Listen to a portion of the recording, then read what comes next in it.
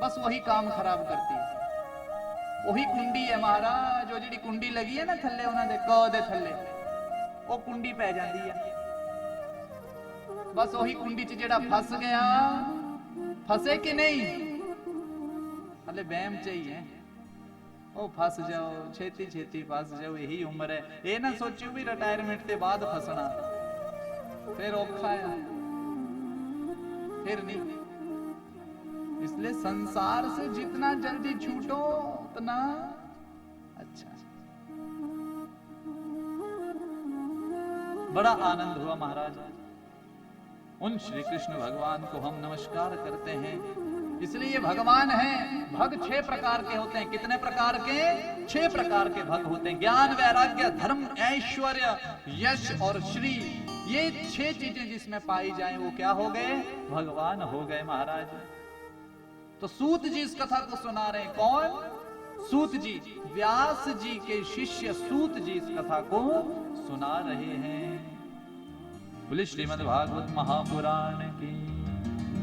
और एक प्रसंग है महाराज, शुकदेव जी परीक्षित को इस कथा को सुना रहे हैं। शुक काल में नैमिषारण्य में शौनक आदि ऋषि सूत जी से इस कथा को सुन रहे हैं। और हरिद्वार के आनंद नामक तट पर मैत्रेय मुनि जी विदुर जी को इस कथा को सुना रहे हैं। ये 3 संवाद हैं। लेकिन आप समझो कि सूत जी शौनक आदि ऋषियों को एक कथा सुना रहे हैं। 88,000 ऋषि हैं, शौनक उनमें से एक हैं। वही प्रश्न कर रहे हैं। और प्रश्न क्या है?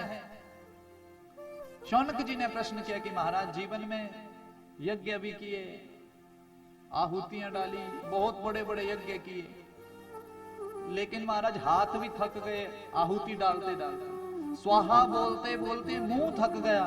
अब कोई ऐसा उपाय करो जिसको सुनने मात्र से हमारा बेड़ा भव से पार हो जाए। देखो पहली भक्ति कौन सी है? बोला श्रवणम। पहली भक्ति कौन सी है? जोर से बोलो, कुर्सी वाले माताएं मेरी, पहली भक्ति हमारी कौन सी है? बोला श्रवणम। यदि आप मंदिर जाके धूप नहीं जगा सकते तो सबसे पहली जो भक्ति है भगवान की वह सुनना। क्या है? अगर सुन लिया तब भी आप क्या हो गए? भक्त हो गए। उसके बाद आया कीर्तनम। कीर्तन तो बाद में आया, पहले सुनना। जिसको सुन रहे हैं अगर उसको ध्यान से सुन लिया तब कीर्तन में मन लगेगा। ऐसे लगने वाला नहीं है, नहीं तो फिर ऐसे ही होगा कीर्तन भी चलते चलते। तो पहले श्रवणम, पहली भक्ति है श्रवण करना। तो शौनक जी बोलते हैं सुनने मात्र से हमारा कल्याण हो जाए, कुछ ऐसा सुनाओ महाराज। सूत जी कहते हैं बड़ा अच्छा प्रश्न किया महाराज। देखो प्रश्न भी अच्छा होना चाहिए, जगत कल्याण का प्रश्न होना चाहिए। अब यही आपसे कोई प्रश्न पूछ ले, यही बैठा बैठा मुझसे कोई पूछ ले कि तुसी भगवान देखे, अब मैं क्या जवाब दूं? अगर हां कर दूं तब भी उसने कुछ और पूछ लेना, ना करूं तब भी।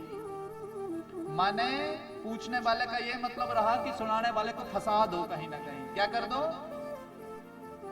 तो जो सुनाने वाला है वो भी तो आपका बच्चा ही बैठा है। हम बड़े इतने थोड़ी विद्वान हो गए कि वे हर चीज बता देंगे।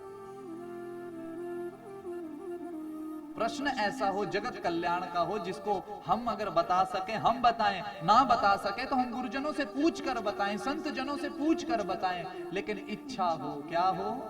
इच्छा हो अगले की, भाई हाँ ये प्रश्न। इसीलिए परीक्षित जी ने प्रश्न यही किया था, सिर्फ एक ही प्रश्न पूछा कि बोला महाराज, ये नहीं बोला कि मैं मरने वाला हूं 7 दिन के बाद, क्योंकि 7 दिन के बाद तो मरने वाले थे, शापित हो गए थे।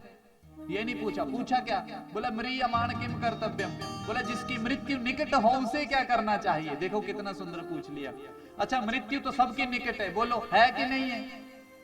आगे ही बढ़ रहे हैं हम, रोज के रोज मृत्यु के मुख में ही जा रहे हैं। तो पूछ लिया, बोला म्रियमाण किम कर्तव्यम, जिसकी मृत्यु निकट हो उसे क्या करना चाहिए। बोला उसे सरेंडर हो जाना चाहिए। किसके निमित्त? भगवान के।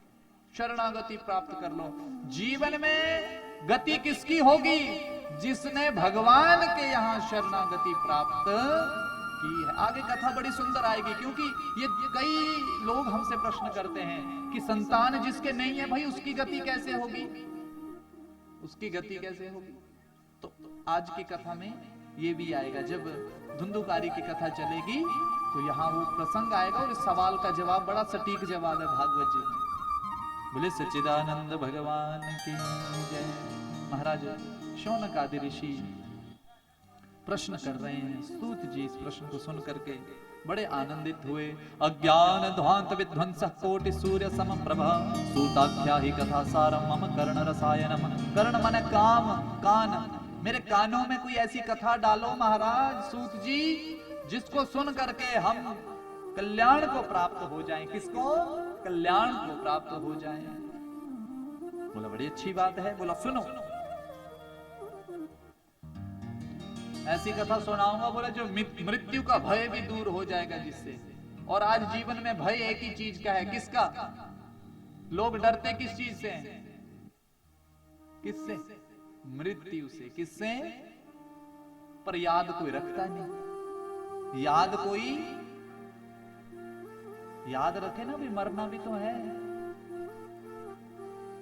मरना भी तो है जीवन में। लेकिन ध्यान देना, आज जीवन में हमने हर चीज की तैयारी की है पर एक ही तैयारी नहीं की। कौन सी? मृत्यु की। की किसी ने नहीं सोचा ही नहीं। पता थोड़ी आज सोएंगे कल को जागना भी है कि नहीं। तैयारी करो, आराम से तैयारी करो। और तैयारी ज्यादा नहीं करनी है, राम राम बोलना है। क्या बोलना है? कृष्ण कृष्ण बोलना है। जो गुरुजी ने मंत्र दिया उस मंत्र को बोलना है। बस सत्कर्म करना है जीवन में। यही तैयारी, ज्यादा नहीं। इतने केड़े भाई असी फेशियल किट भी पानी बिच, लिपस्टिक भी पानी, और इन्होंने तमें की कमा, इन्होंने की पाना। ये तो कुर्ते पजामे च भी चल पैना इन्होंने। ध्यान में इधर रखा ज्यादा, तुसी जरा ध्यान दो। कहीं बाजार जाना हो तो हम कितने तैयार होके जाते हैं। तो ये यात्रा बड़ी लंबी है। इस यात्रा को सुखद कैसे हम करेंगे पार, यही जीवन है। बोले सच्चिदानंद भगवान की। आगे महाराज बड़ा आनंद है। बोला ये मृत्यु के भय को भी दूर करने वाली कथा है। काल व्याल मुख ग्रास त्रास निर्णाश हेतवे।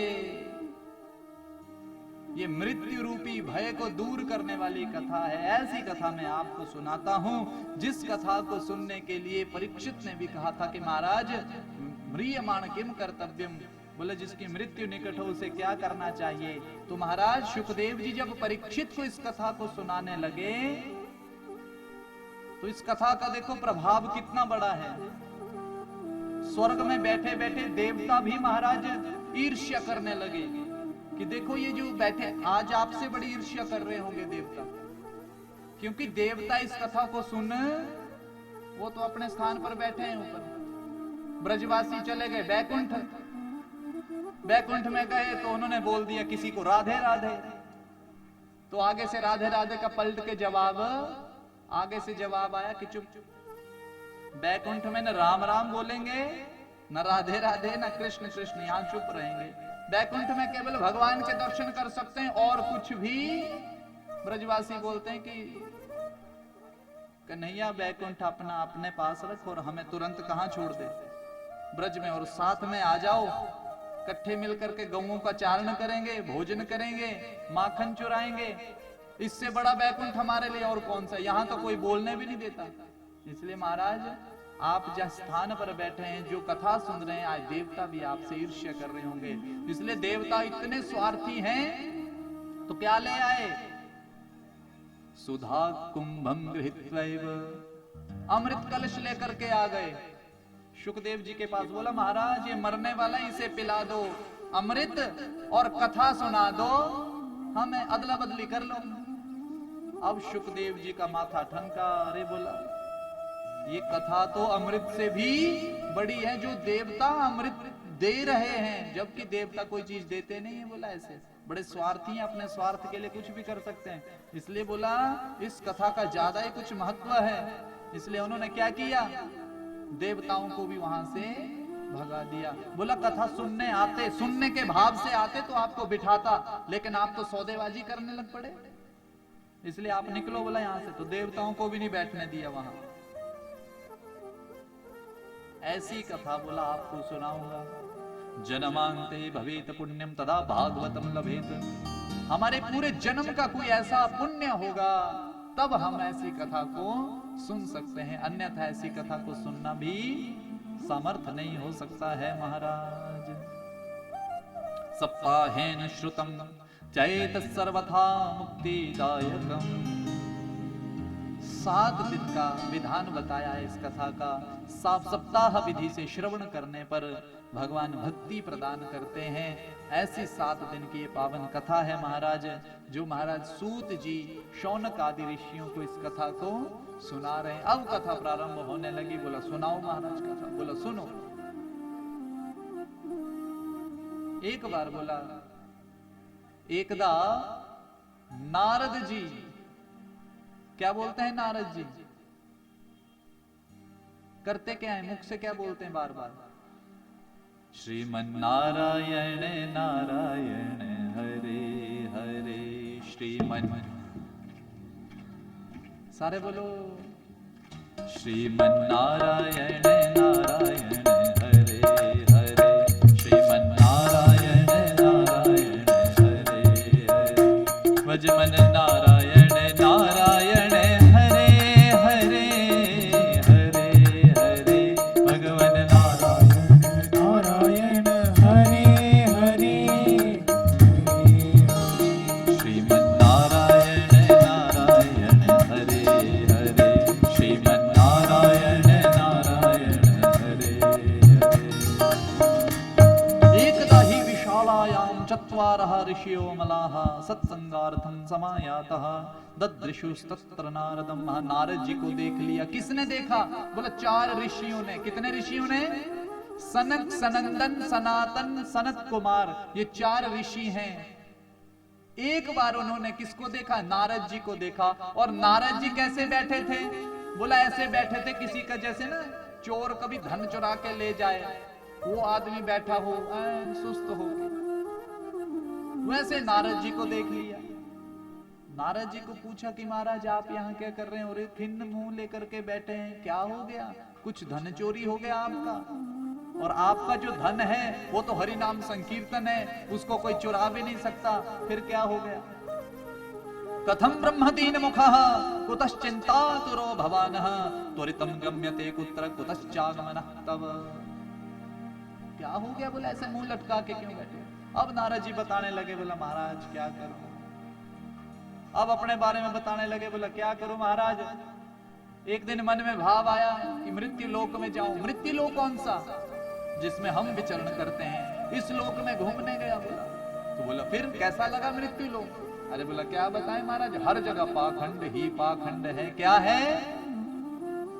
पापस्य खंडाः इति पाखंडः। पाप का ही एक हिस्सा, पाप का ही एक खंड क्या है? पाखंड है। ऐसा पाखंड महाराज बोला देख करके मन बड़ा दुखी हो गया। हरि क्षेत्रम कुरुक्षेत्रम श्रीरंगम सेतु बंधनम, हर जगह गया मैं महाराज, लेकिन जब पाखंड देखा हर जगह तो एक बार मन में भाव आया कि कहां जाके आऊं? बोला वृंदावन में जाकर आऊं। कहां जाकर के आऊं? बोले वृंदावन धाम की यमुना के तट पर जाऊंगा, स्नान करूंगा, जहां भगवान ने लीलाएं की, वहां तो आनंद ही आएगा। बोला लेकिन महाराज बोला जैसे वृंदावन पहुंचा, उस यमुना के तट पर पहुंचा महाराज, तो वहां पर क्या हुआ? तत्राश्चर्यं मया दृष्टम श्रूयतम तन्मुनीश्वरः।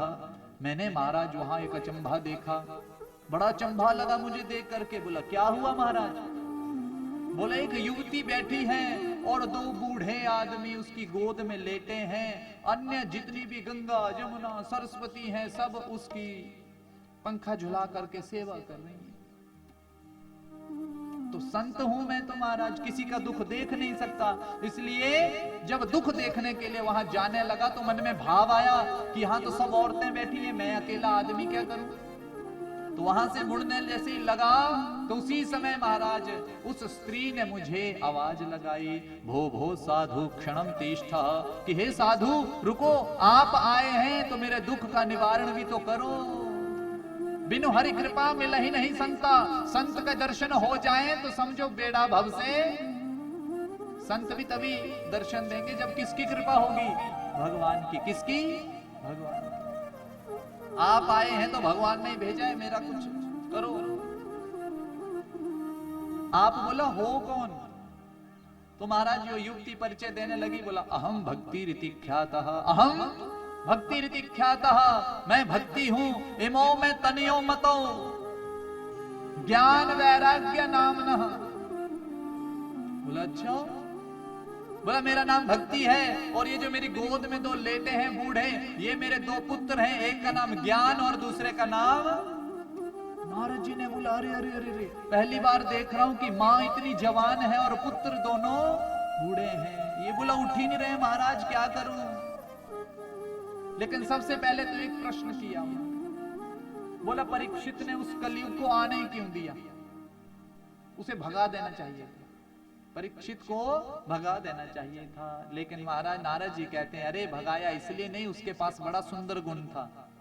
गुण क्या था? कलयुग केवल नाम आधारा, सुमिर सुमिर नर उतरे पारा। बोला कलयुग में नाम की महिमा ही क्या है, ऐसी है जो हमें इस भव से पार कर सकती है। बोला अच्छा महाराज, लेकिन बोला देखो इस कलयुग ने क्या हालत कर दी। भक्ति जवान है और ज्ञान वैराग्य यहाँ बूढ़े पड़े हैं। आज भी आप देखना वृंदावन में भक्ति जवान है, लेकिन ज्ञान वैराग्य अभी भी शून्य है। कमरा ले लिया हमने वृंदावन जाकर के, माला उठाई, बड़ा सा तिलक लगाया, किसके दर्शन करने चले? जोर से बोलो। देखो भक्ति जागृत हुई कि नहीं? चल पे लड़न के दिन बह गए। अरे भैया 50 रुपए थोड़ी लगते हैं, 10 रुपए लगते हैं। मैंने पहले 10 रुपए दिए, सुबह भी गई थी मैं। माने भक्ति आपकी जागृत हो गई, पर ज्ञान वैराग्य अभी भी। लस्सी का गिलास 70 रुपए का पी लेना, उस गरीब नूं 20 रुपए नहीं देना एक्स्ट्रा। माने भक्ति तो जागृत हो गई, हाथ में क्या पकड़ी है? हरे कृष्ण कृष्ण। नहीं नहीं भैया मैं 20 रुपए दूंगी, लेने तो ले। हरे कृष्ण कृष्ण कृष्ण हरे हरे हरे राम। चलना कि नहीं? पंजाब वाले तो पंजाबी च उतर आंदे आ। फिर तू दस चलना की तो मैं किसी होर नु सदा दसो। भक्ति जागृत हो गई, लेकिन ज्ञान वैराग्य शून्य है। वही तो हमें जागृत करने। भक्ति तो रोएगी महाराज यदि ज्ञान वैराग्य क्या हो जाए, शून्य हो जाए। भक्ति तो रो रही है, बूढ़े हैं तो रो रही है। ज्ञान और वैराग्य जागृत होना बड़ा जरूरी है, तभी आपकी भक्ति सार्थक होगी। आप जो भक्त बन जाएंगे ना, फिर आपको किसी से कोई मतलब नहीं रहेगा। बोलो राधे राधे, सारे बोलो एक बार राधे राधे। बड़ा आनंद हुआ महाराज आगे। बोला महाराज मैं तो स्वयं परेशान हो गया कि मैया इतनी जवान है और बेटे दोनों बूढ़े हैं। बोला मैया चिंता मत कर, मैं आ गया हूं। तो बोला महाराज मैंने बार बार उनको गीता का पाठ सुनाया, वेद शास्त्र उपनिषद सब कुछ सुना दिया, थोड़े से जागृत हों। और फिर से मैं बड़ा दुखी हुआ कि इतना कुछ सुना दिया फिर भी नहीं उठ रही है, अब बच क्या गया सुनाने को। तो इतने में आकाशवाणी हुई। बोला नारद जी सत्कर्म करो इनके लिए। कौन सा कर्म? नारद जी पूछे कि महाराज सत्कर्म क्या होता है? तो इतने में आकाशवाणी तो बंद हो गई। अब सत्कर्म पूछे कौन बताए? बोला संत बताएंगे। अब सब जगह ढूंढा महाराज, बोला कहीं किसी के पास इसका जवाब नहीं मिला। अंत में तो देखो हर चीज का समाधान उत्तराखंड में मिलेगा। कहां? उत्तराखंड की ओर चल पड़े महाराज, बद्री विशाल की ओर। बोलिए बद्रीनाथ भगवान की जय। बद्रीनाथ की उन वनों में चले गए महाराज, और वहां जाकर के खिंड मन लेकर के बैठ गए। जैसे खिंड मन लेकर के वहां बैठे तो उसी समय महाराज 4 ऋषि आए, सनक सनंदन सनातन सनत कुमार, जो बात कर रहे हैं। अच्छा बोला बस इतनी सी बात है? बोला ये इतनी सी बात है महाराज, सब कुछ सुना दिया तब भी वो दोनों उठे नहीं। अब क्या बच गया है? यदि आपको इस सत्कर्म का पता है तो आप बताओ। चारों ऋषि हंसने लगे। बोला नारद जी चिंता मत करो, ये सत्कर्म पहले से ही विद्यमान है। बोला कौन सा महाराज? बोले श्रीमद् भागवत महापुराण ही सत्कर्म है। बोले श्री श्रीमद् भागवत महापुराण की। नारद जी बोलते हैं मैं नहीं मानता महाराज। बोला क्यों? बोला ये तो फल है, मैंने वेद सुना दिए, ये वेद से ही तो निकला है, मैंने वेद ही सुना दिए तब नहीं उठे तो ये इससे क्या बनेगा काम? मैं नहीं मानता। तो समझाने लगे। बोला देखो आम का पेड़ देखा है सबने, कैसा होता है आम खाने को? खट्टा मीठा, मीठा होता है ना, होता है कि नहीं? अगर कोई बोले कि मैं आम नहीं खाऊंगी, मैं आम का जो जड़ है उसी को खाऊंगी, तो जड़ कैसी होगी खाने को? बोलो, मीठी या कड़वी?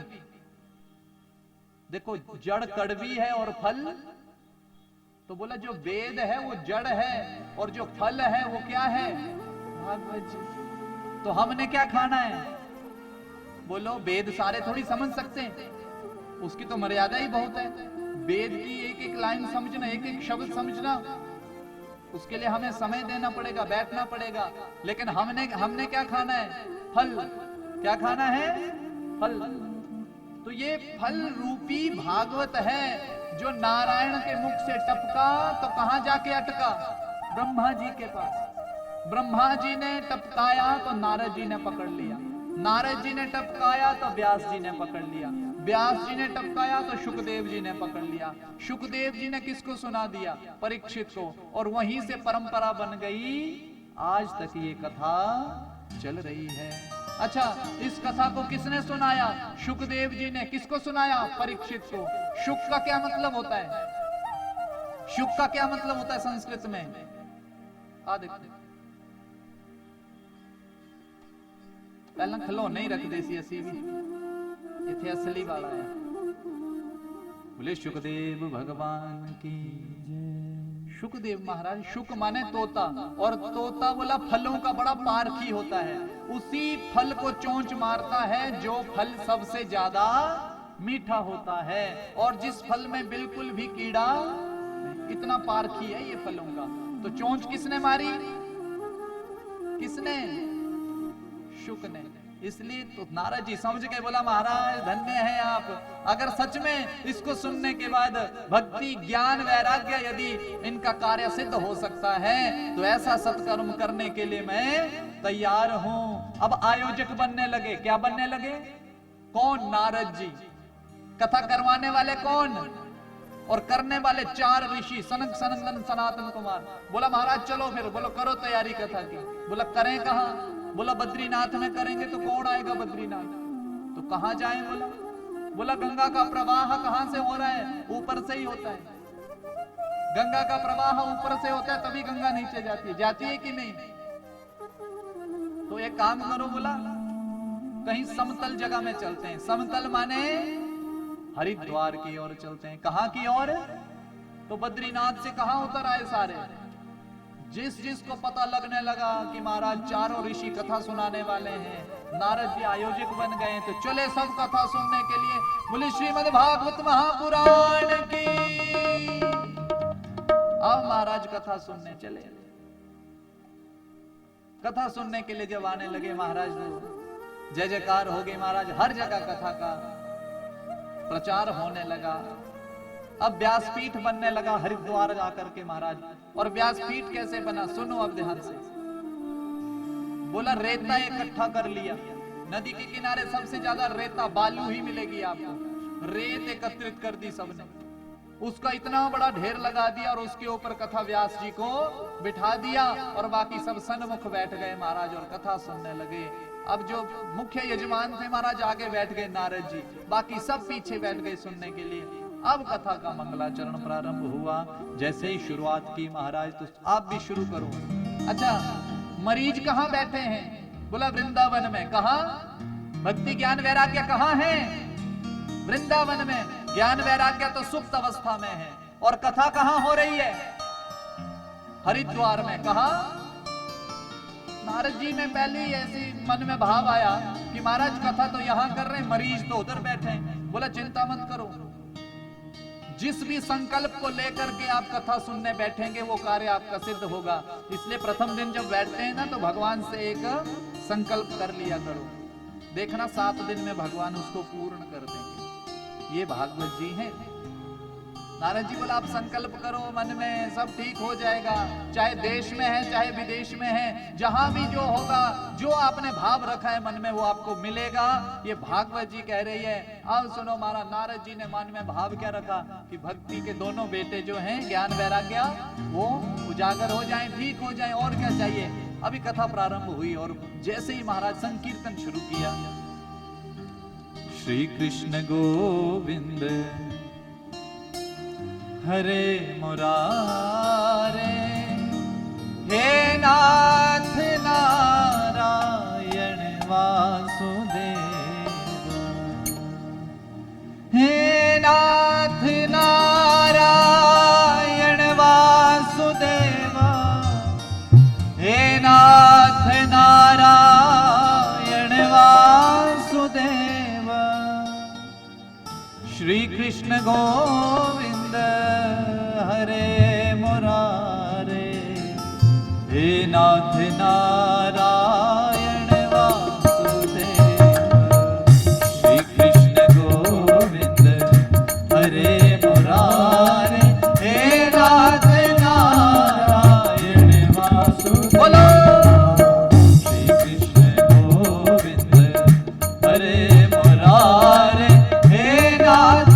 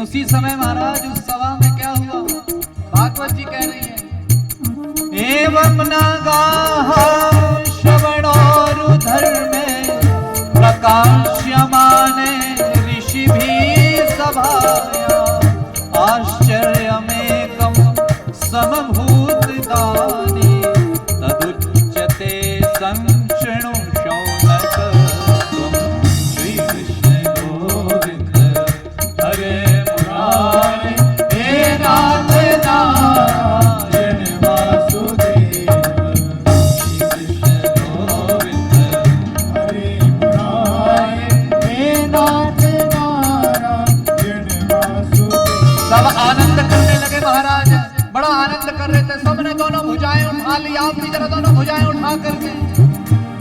जैसे महाराज भुजा उठा करके संकीर्तन होने लगा, उसी समय वहां पर कौन आ गए महाराज, भक्ति सुतो तो करुणो गृहीत्वा प्रेमैक रूपा सहसा विरासी, श्री कृष्ण गोविंद हरे मुरारे, नाथेति नामानि मुहुर्वदन्ति। अचंभा क्या हुआ महाराज, अभी संकीर्तन प्रारंभ हुआ था, लेकिन जो मरीज वृंदावन में बैठे थे, ज्ञान वैराग्य भक्ति के साथ उसी कथा पंडाल में प्रकट हो गए महाराज। जैसे ही भक्ति महारानी प्रकट हुई, सबने जय जयकार करना प्रारंभ कर दिया कि देखो महाराज, नारद जी बड़े प्रसन्न हुए। नारद जी कहते हैं, अरे ये तो वृंदावन में थी और बच्चे तो इसके दोनों बूढ़े थे, वो कहाँ हैं? कितने में पीछे ज्ञान वैराग्य भी प्रकट हो गए। बोले सच्चिदानंद भगवान की। ज्ञान वैराग्य जवान हो गए, जैसे भक्ति नृत्य कर रही थी वैसे ही दोनों नृत्य करने लगे। अब दोनों भाव के साथ नृत्य करने लगे और स्वयं क्या बोलने लगे, आप भी बोलो, श्री कृष्ण गोविंद हरे मुरारे, हे नाथ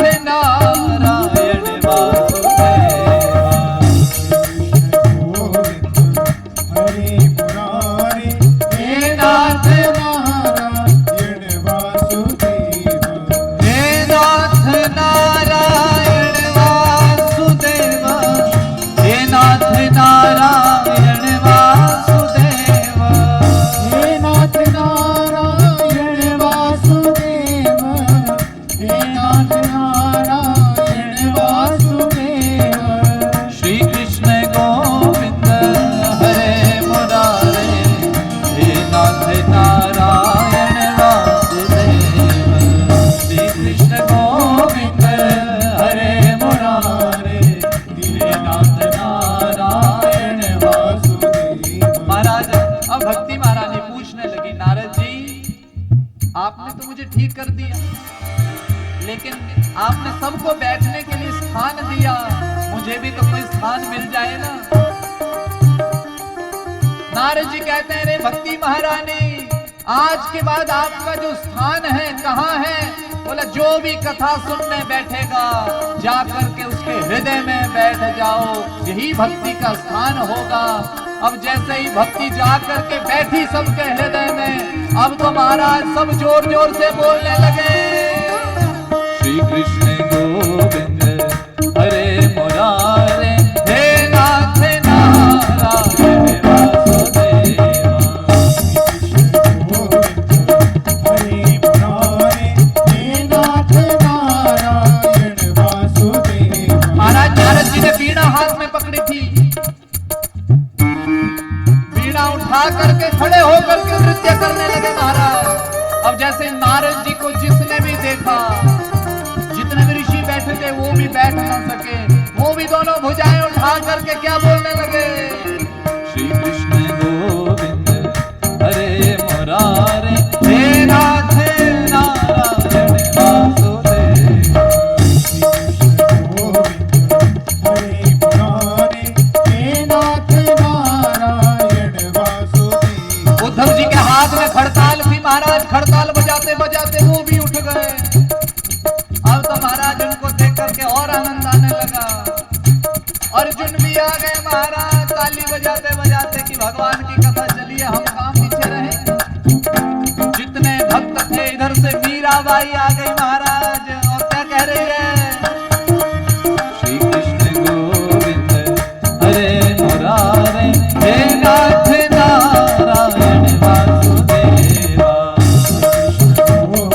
जरा दोनों हाथ उठा करके आप भी जरा हे नाथ नारायण वासुदेव। अचंभा तो तब हुआ जब मेरे भोलेनाथ कैलाश से दौड़े दौड़े आ गए और कथा पंडाल में बैठ करके नृत्य करने लगे महाराज। अब नाथ को देख करके तो सब बोले कि ये तो आ गए, अब कौन रह गया? बोले सब तो आ गए महाराज, लेकिन जहां मेरे भोले बाबा कर लेना नृत्य, कृष्ण को वहां आना ही पड़ेगा महाराज। तो कन्हैया भी दौड़े दौड़े महाराज अपनी बांसुरी उठा करके कहा दौड़ पड़े कथा पंडाल की ओर। जैसे ही मेरे कन्हैया ने मुरली बजाई तो महाराज फिर कौन बैठे, फिर तो सब झूम गए और क्या बोलने लगे, श्री कृष्ण गोविंद हरे मुरारे, हे नाथ नारायण वासुदेवा। हरे मुरारे, हे नाथ नारायण बोलो श्री कृष्ण गोविंद हरे मुरारे, हे नाथ नारायण वासुदेवा।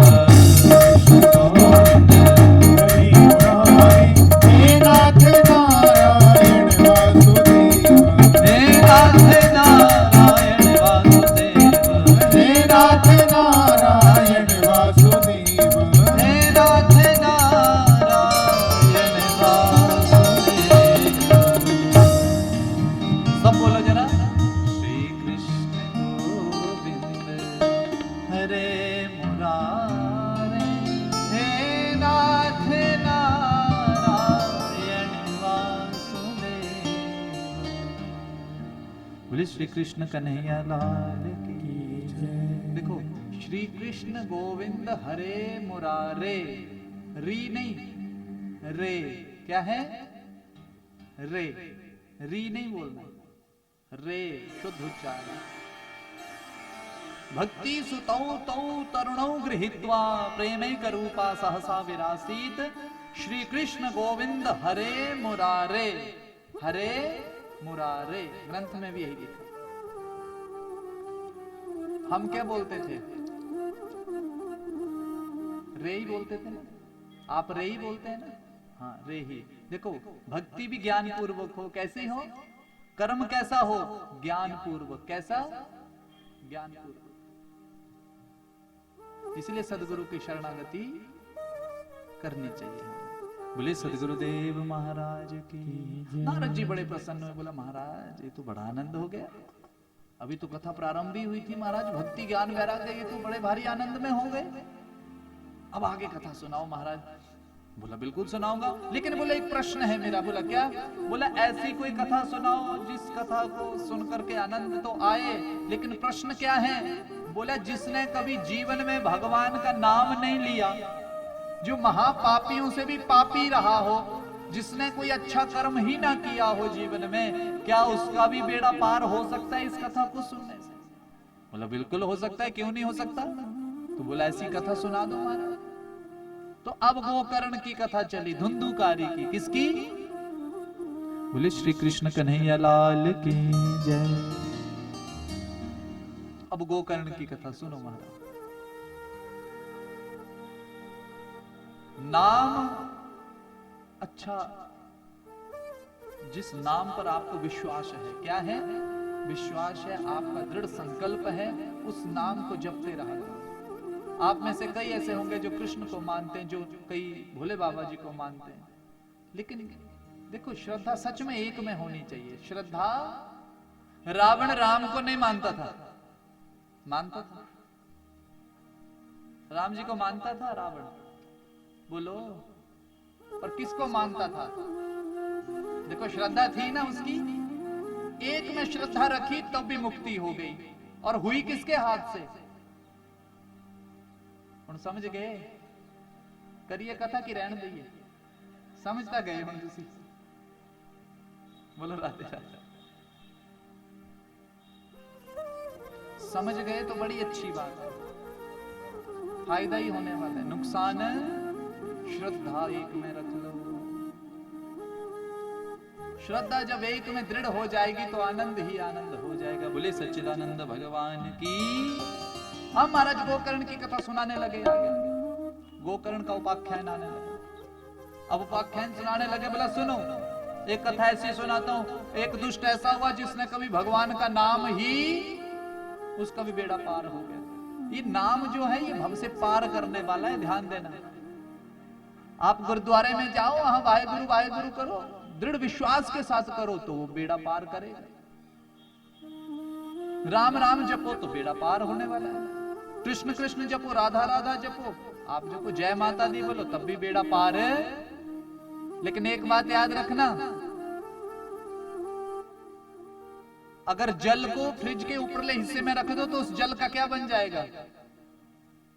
और बाहर धूप में रख दो तो क्या बन जाएगा? फिर जल बन जाएगा। फिर अंदर रख दो, फिर बाहर रख दो।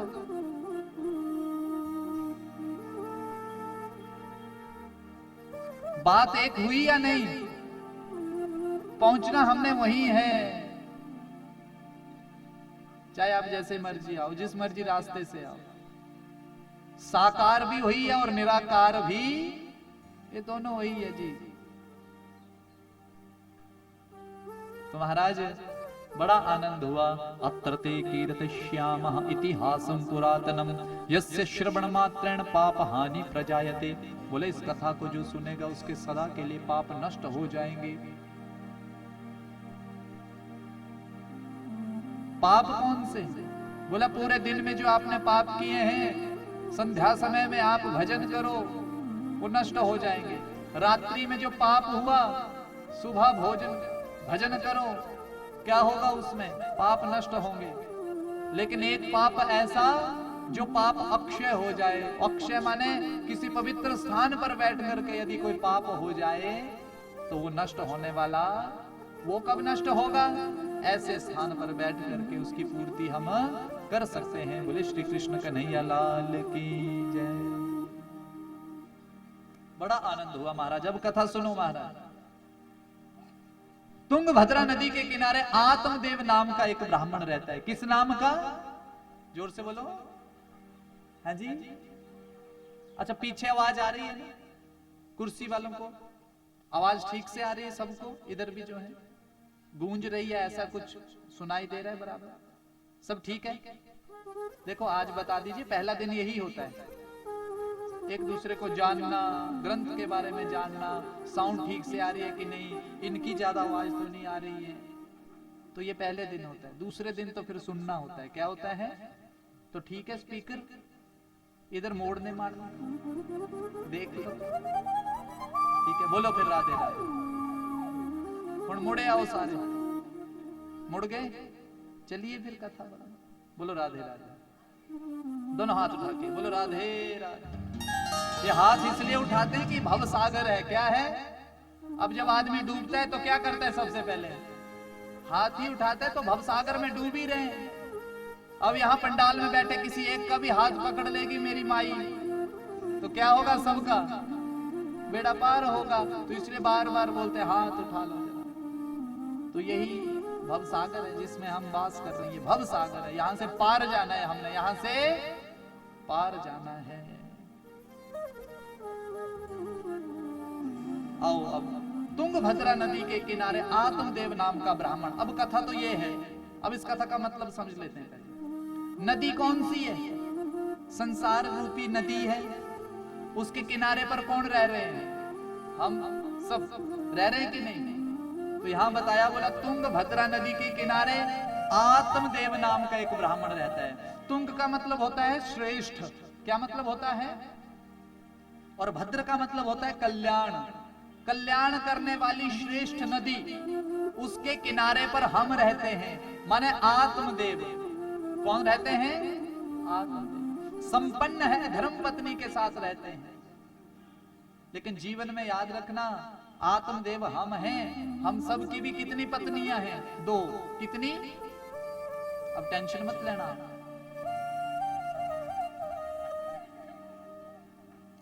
कितनी पत्नी है हमारी? 2। अब बोलो 2 कैसे मारा? इथे एक नहीं सामभी जाती है, इथे 2 तुसी कहंदे हैं। 2 पत्नी है, ध्यान देना। पहली बुद्धि, दूसरी मन। पहली, दूसरा। लेकिन हम सबसे पहले सुनते किसकी हैं? मन की या बुद्धि की? 5 बजे अलार्म बज गया सवेरे, बुद्धि कहंदी उठ ते मन कहंदा 5 मिनट। ते जितदा कौन? फिर 9 कदों बज के कोई पता नहीं। अच्छा माताओं में देखना फुर्ती, देखना फिर 9 बजे उठ के भी 20 मिनट में सारे काम हो जाएंगे। टिफिन भी पैक हो जाएगा, बच्चा स्कूल भी चला जाएगा, उसके बाद लंबी सांस लेंगी, फिर योगा करेंगी माताएं। भेजन तो बाद सारे जीता कौन? मन। अच्छा, इस मन को कंट्रोल करने के लिए हमें ऐसे स्थानों पर बैठना पड़ेगा। ये मन रूपी जो घोड़े हैं ना, इसके उपाय सुनो, ये कथा ही है उपाय। महाराज बुद्धि की तो कोई सुनता नहीं। तो आत्मदेव जो हैं,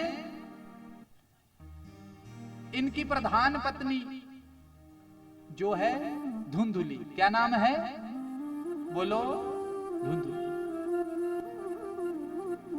ये पत्नी ऐसी है महाराज, अपनी ही करती है, आराम से रहते हैं, बड़ा आनंद करते हैं। लेकिन मन में एक शंका है कि सब कुछ है जीवन में, लेकिन संतान।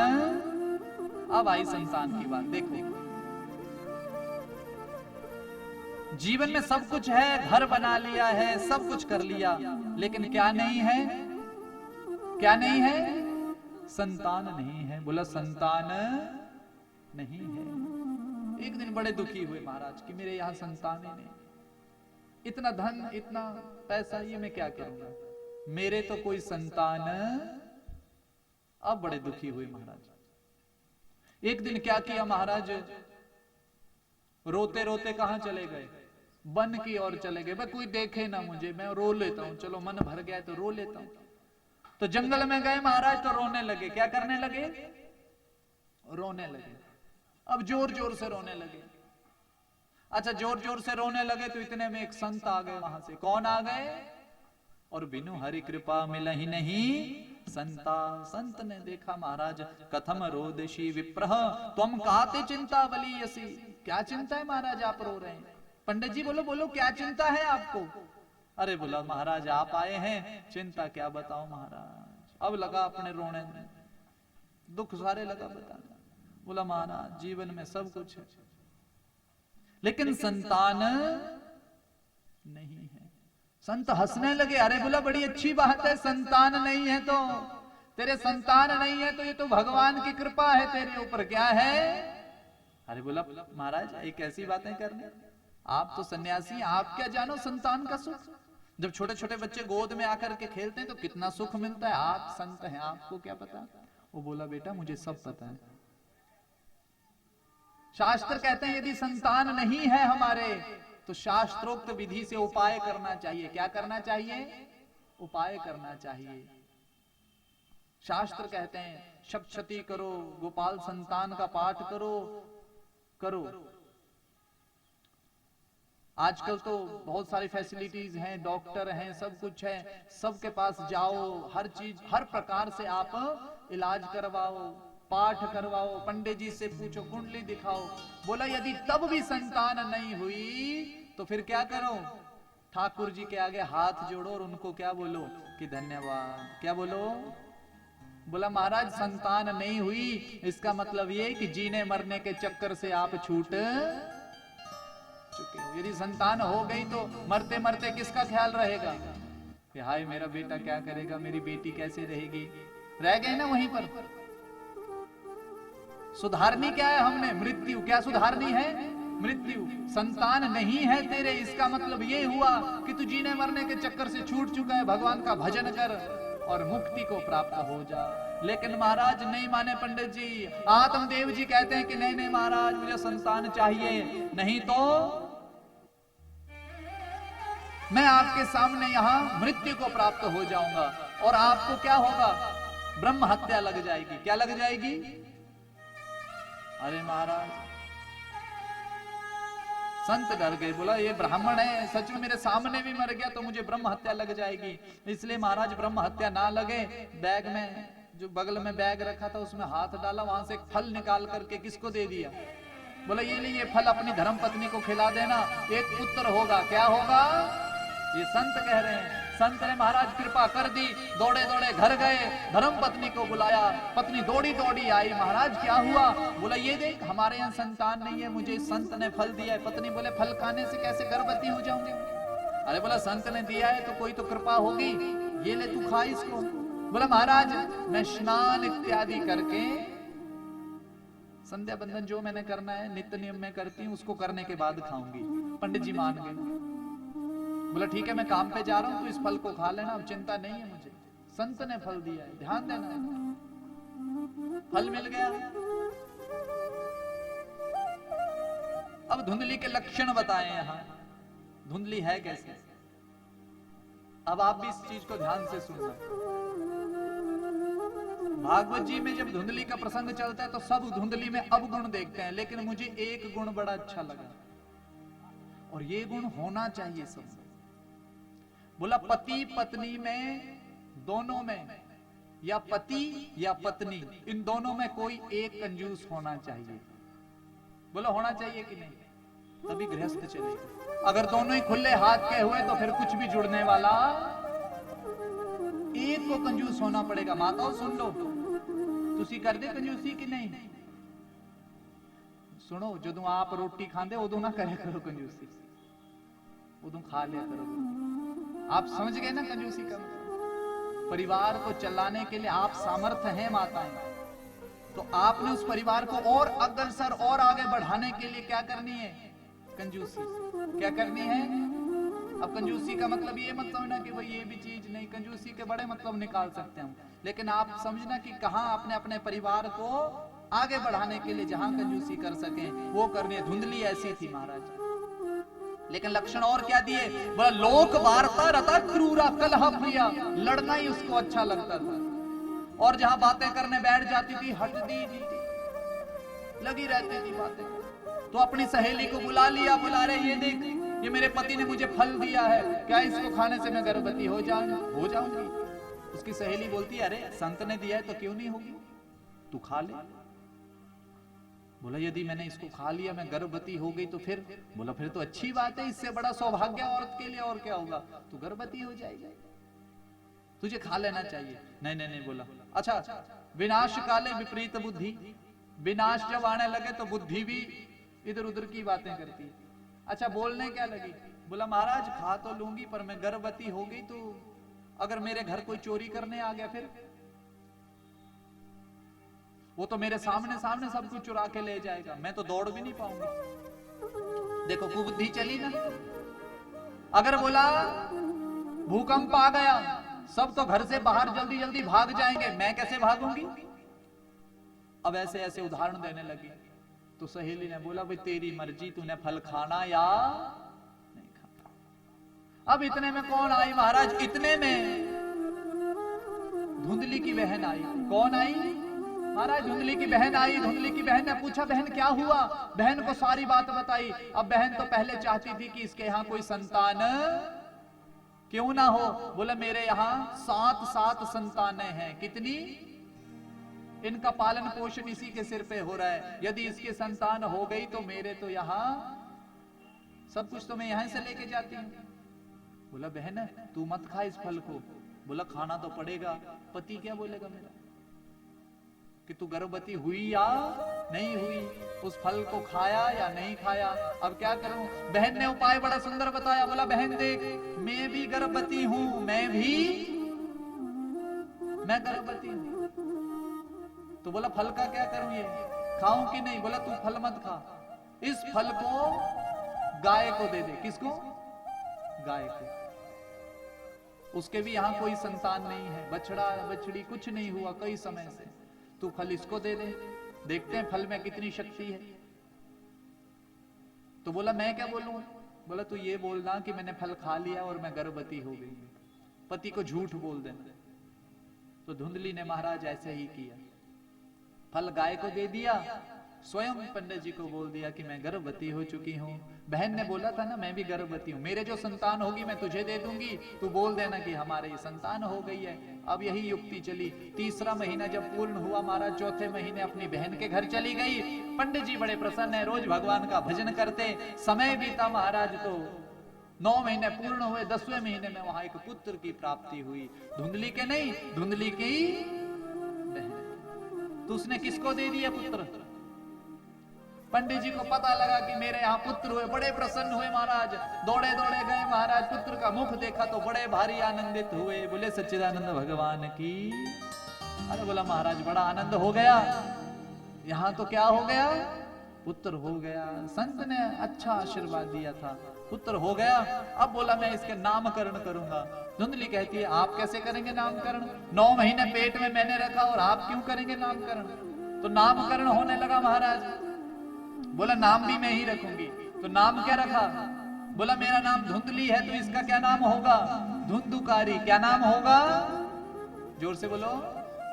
लो जी नाम क्या हो गया? धुंधुकारी। नामकरण हो गया। समय बीता, अपने घर गए महाराज। 10-11 महीने जब पूर्ण हो गए तो 12वें महीने में उधर गाय ने भी एक क्या दे दिया? बोला बछड़े की जगह उसने भी एक आदमी की तरह पुत्र ही दे दिया। लेकिन उस पुत्र के कान जो थे गौ की तरह थे, इसलिए उसका नाम रख दिया गो कर्ण। कर्ण माने कान, गौ की तरह जिसके कान, उसका नाम गोकर्ण। लोग बोलने लगे देखो भाई पहले इसके संतान नहीं होती थी, अब तो गाय ने भी बच्चा दे दिया। तो सब उसकी सराहना करने लगे महाराज। बड़ा आनंद हुआ। समय बीता महाराज, दोनों बड़े होने लगे पुत्र। गोकर्ण पंडितो भवान, गोकर्ण पंडित हुआ, बड़ा विद्वान होने लगा महाराज। लेकिन महाखल कौन हुआ? मूर्ख कौन हुआ? धुंधुकारी। मूर्ख हो गया। संगत अच्छी नहीं रही महाराज, किसी की बात ही नहीं सुनता। अब लगा उदंडता करने महाराज। दिन प्रतिदिन बड़े होने लगे महाराज। घर में चोरी करता धुंधुकारी। क्या करता? चोरी करता महाराज। चोरी करने के बाद कुछ नहीं बताता, अपनी मां के साथ लड़ता, पिता के साथ लड़ता महाराज। लेकिन महाराज उधर गोकर्ण तो दिन प्रतिदिन महाराज पंडित जी होते गए। क्या होते गए? पंडित जी होते गए। विद्वान होते गए महाराज, बड़ा आनंद हुआ। समय बीता और बड़े हुए, और बड़े हुए महाराज। एक दिन तो ऐसा हो गया महाराज की जो धुंधुकारी है वो अपने पिता के साथ महाराज लड़ने ही लग पड़ा। तो पिताजी परेशान हो गए अपने पुत्र से। किससे? पुत्र से परेशान। किससे परेशान हुए? पुत्र से। पुत्र से परेशान हुए और पुनः उसी जंगल में चले गए। कहां चले गए? उसी वन में चले गए जिस वन में जब पुत्र नहीं था तब गए थे। उसी वन में जाकर के बैठ गए महाराज। वहां पर बैठ करके फिर से वैसे रोने लगे। फिर से वो संत आए, फिर से वो संत आए। जैसे ही संत आए महाराज, संत ने आकर के पुनः पूछा, क्यों? बोला, आज क्यों रो रहे हो पंडित जी? अरे बोला, महाराज आपकी बात सत्य थी कि बिना पुत्र के ही मैं अच्छा हूं। यहां पुत्र तो हो गया महाराज, लेकिन बड़ा भारी उदंड पुत्र हुआ। अब क्या करूं महाराज? उसके किसी के नहीं सुनता है, बड़ा दुखी करता है महाराज, दिन प्रतिदिन दुखी करता है। कुसंगति हो गई है उसकी।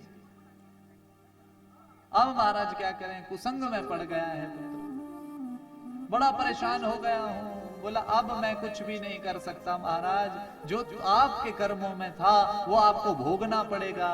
इसलिए पुनः घर जाओ और जो जो कर्म आपने किए उसकी सजा पाओ महाराज। घर गए। घर जाकर के महाराज पुत्र ने उपदेश किया है गोकर्ण जी ने, क्योंकि विद्वान है ना। पिताजी को समझाने लगे। बोला, पिताजी ये सब कर्मों का खेल है, आप क्यों चिंता करते हैं, क्यों दुखी हो रहे हो? बोला, जीवन में जिसका जन्म हुआ उसकी मृत्यु भी निश्चित है, इसलिए आप ऐसी चिंता क्यों कर रहे हैं?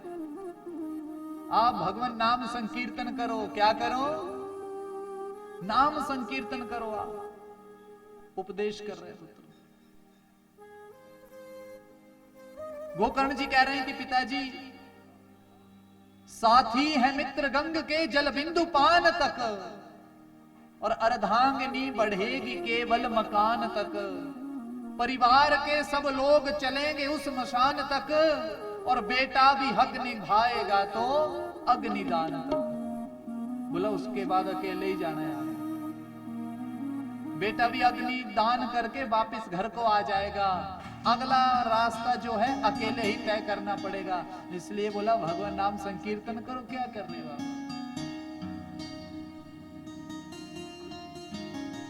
फिर बोल दिया महाराज, अरे सोने वाले जाग जा, संसार मुसाफिर आना है। अब लगे अपने पिताजी को समझाने। बोले सच्चिदानंद भगवान की जय। अरे किस धुन में बैठा रे बावरे, अरे किस धुन में बैठा रे बावरे, और तू किस मद में मस्ताना है। अरे सोने वाले जाग जा, संसार